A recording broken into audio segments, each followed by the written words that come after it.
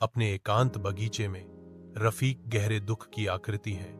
धूप उनके चारों ओर धूल के कणों को रोशन कर रही है।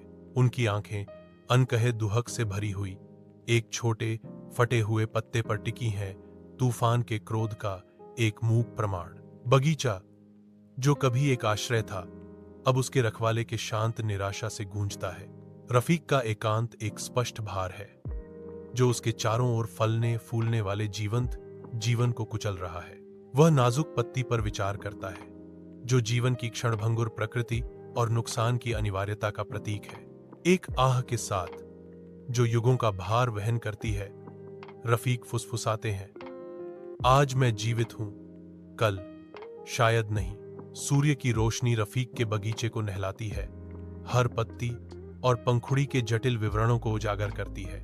रफीक की निगाहें पेड़ की ओर खिंची चली जाती हैं जो उनके हरे भरे आश्रय में एक मूक प्रहरी है।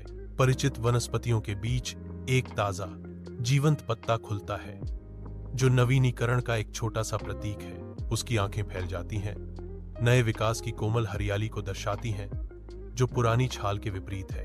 रफीक पर विस्मय की गहरी लहर छा जाती है।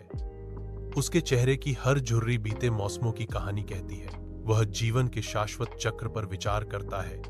जन्म, मृत्यु और पुनर्जन्म का एक कालातीत नृत्य उसके सामने हो रहा है। बेगमनी के घर में निराशा रफीक पर भारी पड़ती है।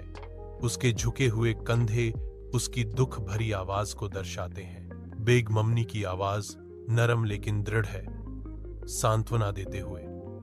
जीवन केवल खुशी नहीं है, नुकसान और कमियां मिलकर एक बड़ी कहानी बनाते हैं। बेगमनी हाथ बढ़ाती हैं, रफीक से समर्थन मांगने का आग्रह करती हैं।